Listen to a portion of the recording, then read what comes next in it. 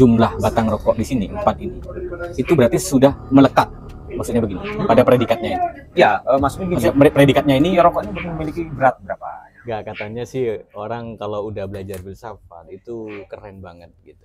Karena dia mampu apa yang ada di depannya itu mampu dibaca dan ditafsiri terus didiskusikan, katanya begitu.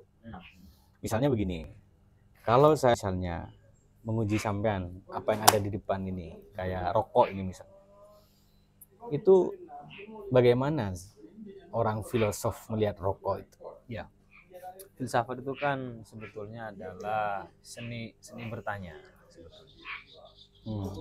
Maka seorang filosof pertama kali akan mempertanyakan apa itu rokok. Oh gitu Bang ya. Apakah rokok itu ada? Dan pasti ada lah. Apa esensi rokok, gitu kan? Dan untuk apa rokok? Ya gitu. Nah, filosof akan mempertanyakan itu ya. Nah, misalnya gini, Immanuel Kant lah, saya ambil contoh filosof modern ya, kalau nggak salah ya. Modern ya. Immanuel Kant itu kan ada temuan yang saya pahami, ada pengetahuan analitik, ada sintetik, ada juga kategori gitu kan. Ya. Nah, kalau analitik melihat rokok, ya kalau secara analitik rokok ini memiliki berat. Oh, berat ya. Ya, itu berarti rokok ini beratnya memiliki berat misalnya sebagai benda dan memiliki keluasan misalnya. Maka itu berarti analitik. Nah, berat itu predikat kan? Predikat. Jadi analitik itu berarti predikatnya terkandung di dalam subjeknya, nggak terpisahkan. Artinya setiap ada rokok mesti ada berat. Memiliki berat, memiliki bentuk, seterusnya. Kalau nggak salah apa itu Bung, a priori ya? Nah, itu analitik. Kan itu kan membedakan dua jenis proposisi sebetulnya kan. Ada proposisi analitik, proposisi sintetik. Kalau rokok ini memiliki berat itu berarti analitik. Lalu kemudian yang sintetik itu dibagi dua lagi, sintetik a priori dan sintetik a posteriori. Kalau secara a priori, maka misalnya satu rokok ditambah 2 rokok jadi 5 rokok misalnya. Filosof tenan. Lalu kemudian kalau yang secara a posteriori misalnya, pada rokok ini ada kandungan misalnya tarnya 5% misalnya. Jadi sintetik a posteriori itu melalui suatu proses penelitian, pengalaman. Kalau analitik a priori, ya kita bisa melakukannya tanpa pengalaman. Biasanya masuk ke dalam ilmu matematika. 1 juta tambah 1 juta, kita nggak perlu ngumpulin batu sebanyak 1 juta lalu kemudian kita hitung.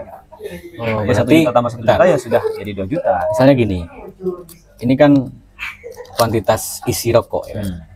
Jadi jumlah batang rokok di sini 4 ini itu berarti sudah melekat, maksudnya begini pada predikatnya ini. Ya, maksudnya gini. Maksudnya predikatnya ini ya rokok ini memiliki berat berapa? Ini analitik. Gitu kan. Kalau kandungan yang terdapat dalam rokok ini berarti kan harus melakukan penelitian. Maka itu sintetik. Oh, kandungan misalnya kan nikotin atau apa? Betul. Sintetik karena harus memerlukan suatu penelitian. Karena itu predikatnya tidak termuat secara langsung di dalam subjeknya. Bentar. Kalau predikat, tapi yang menarik sebetulnya dari Immanuel Kant itu, dia akan melihat bahwa kita tidak akan pernah sampai kepada esensi pengetahuan, kita tidak akan pernah sampai kepada esensi pengetahuan rokok ini. Di rokok pada dirinya kita nggak pernah tahu, kata Immanuel Kant. Jadi yang kita tahu itu ya warnanya rokok, bentuknya, tapi rokok sebagai rokok, kira-kira begitu. Rokok sebagai hakikat rokok, itu nggak pernah kita sampai.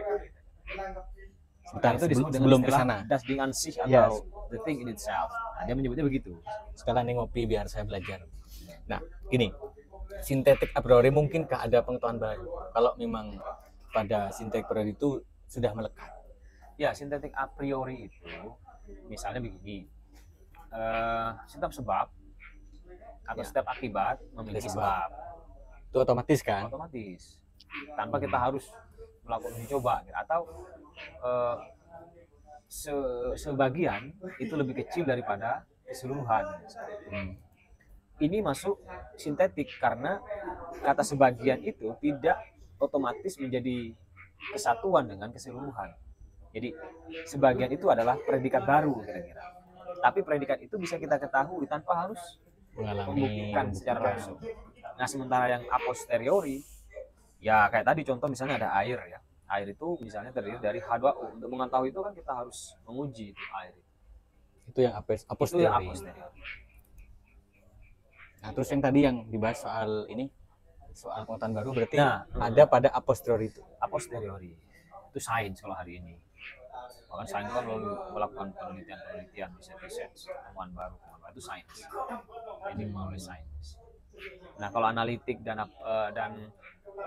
a priori itu mungkin lebih banyak dipakai oleh kajian-kajian teologi kayak gitu. Itu mungkin lebih banyak menggunakan proposisi analitik dan proposisi sintetik a priori. Karena kan nggak mungkin kita melihat Tuhan kan kayak gitu. Sementara yang kita bahas kan Tuhan, bisa malaikat kan repot kan. Oke, menarik ini, Bung. Saya ngopi dulu. Ya. Kamu kok nggak ngopi filosofi ini? Kok es? Ya, ganti selera. Tadi das apa? Das dengan Das ding ansih. Ada pengetahuan yang nggak bisa dicapai.